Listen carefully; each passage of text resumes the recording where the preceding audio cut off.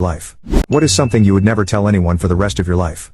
1. When my brother was courting his now wife, he wanted to give her a handmade scarf. Seeing that others were giving hand-knit scarves, he tried knitting one himself but failed miserably. So, he bought one online and asked the seller to make it look a bit flawed. When his girlfriend received the scarf, she was moved to tears, thinking it was a genuine gesture of love. Now, whenever they argue, she puts on the scarf and sits quietly, and my brother always gives in, thinking the scarf might give away its secret.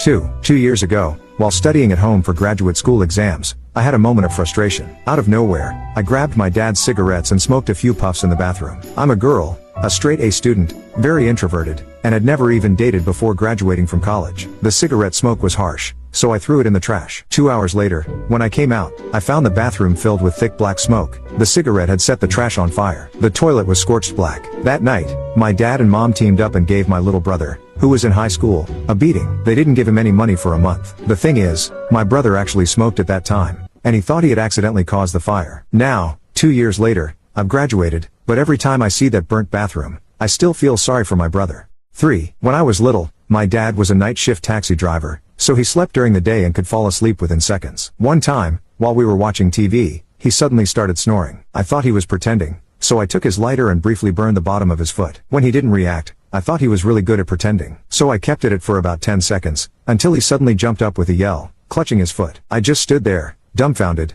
still holding the lighter. The beating that followed is something I remember vividly to this day. 4. When I was a kid, I skipped school and went home. My dad caught me and asked why I wasn't at school. In a panic, I lied and said the school collapsed. My dad froze, then called the village committee to send people to rescue the children. I didn't know that when my dad was young, the school had actually collapsed, killing many students, some of whom were his classmates. The trauma was so deep that he didn't question my lie. Many parents, just off work, frantically called the school, but the lines were jammed, further fueling the panic. Before long, our entire village rushed to the school, with parents crying and screaming, riding motorcycles, driving cars, and even running on foot. That was the first time I got a beating with no one to plead for me. My butt didn't just hurt, it went numb.